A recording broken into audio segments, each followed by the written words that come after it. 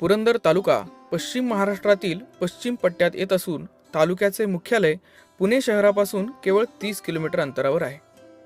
पुणे मुंबई हा महामार्ग जवळून जात असल्याने या शहरांना लागणाऱ्या दैनंदिन कृषी मालाचे उत्पादन करण्यास येथे मोठ्या प्रमाणावर वाव आहे.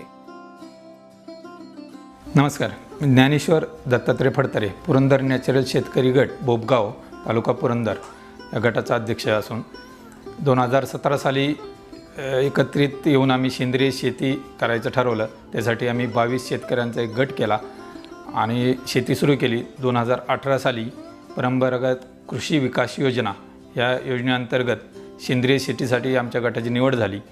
आत्मा आणि कृषी विभागातर्फे आमच्या गटाची सभा घेण्यात आली. गाव पातळीवरती चर्चा घेऊन त्या योजनेची माहिती देण्यात आली. सेंद्रिय शेती कशी करावी याची माहिती देण्यात आली. आजूबाजूला जे सेंद्रिय शेती करत आहेत अनेक वर्षे, त्या शेतकऱ्यांच्या शेतीवरती गटाच्या सहली आयोजित करण्यात आल्या. सेंद्रिय शेती योजनेअंतर्गत शेतकऱ्यांना विविध निविष्ठा खरेदी करण्यासाठी प्रकल्प संचालक आत्मा पुणे या कार्यालयाकडून अनुदान देण्यात आले. यामध्ये ताक बियाणे, नीम अर्क, फॉस्फेटयुक्त खते, सेंद्रिय निविष्ठा तयार करण्यासाठी ड्रम व गांडूळ खत तयार करण्यासाठी गांडूळ बेड अशा अनेक बाबींचा समावेश आहे. जवळपास 30 एक प्रकारची उत्पादनं बनवत आहोत. एक शेतकरी एक उत्पादन असं आमचं नियोजन आहे. त्याच्यामुळे प्रत्येकजण शेतकऱ्याला ते उत्पादन बनवून गट ते विकत घेत आहे आणि पुढे त्याचं मार्केटिंग किंवा विक्री करत आहे. त्याच्यामुळे गटातल्या प्रत्येक शेतकऱ्याला काही ना काही आर्थिक मदत याच्यातून होत आहे. 2018 साली आत्मा व कृषी विभागातर्फे उत्कृष्ट शेतकरी गट म्हणून आमच्या गटाची निवड झाली.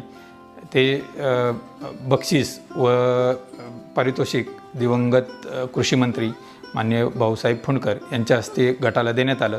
तसेच जिल्हा परिषदेच्या वतीनंही आमच्या गटाची दखल घेऊन उत्कृष्ट शेतकरी गट 2018 हे पारितोषिकसुद्धा आम्हाला देण्यात आलं.